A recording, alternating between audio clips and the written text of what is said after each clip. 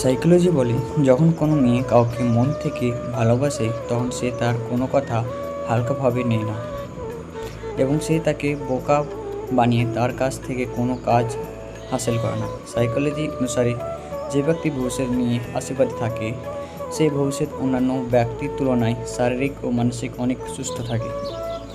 Psychology বলে যদি কোনো ব্যক্তিকে বারবার আনুমানিক মেসেজ করা হয় তাহলে সে বিরক্ত হয়ে যেতে পারে, এমনকি তার সাথে সম্পর্ক অনেক খারাপ হয়ে যেতে পারে।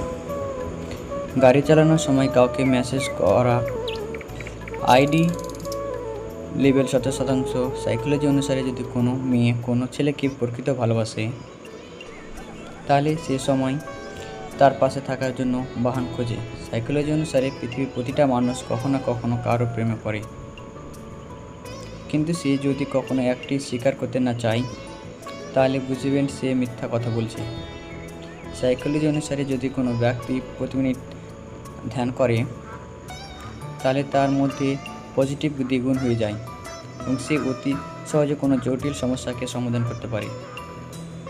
সাইকোলজি অনুসারে যদি কোনো ছেলে কোনো মেয়েকে মন থেকে ভালোবাসে তাহলে সে কখনো তাকে ভুলে যেতে পারে না, এমনকি তাদের মধ্যে যদি ব্রেকআপ হয়ে যায় তবুও সে তাকে কখনো ইগনোর করে চলতে পারে না।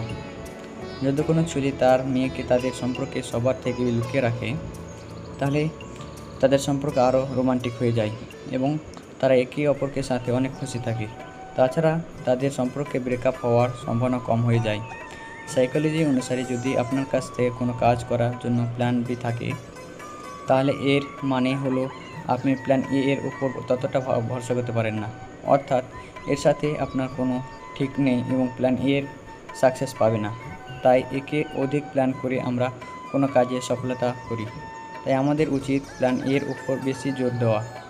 সাইকোলজি অনুসারে যদি কোনো ব্যক্তি কোনো গুরুত্বপূর্ণ কথা সময় তার বা হাত বারবার নাড়ে তাহলে বুঝবেন তাকে যে কাজটি করতে দেওয়া হয়েছে সেই কাজটি করতে পারবে কি পারবে না কথা ভেবে সে অনেক চিন্তিত আছে।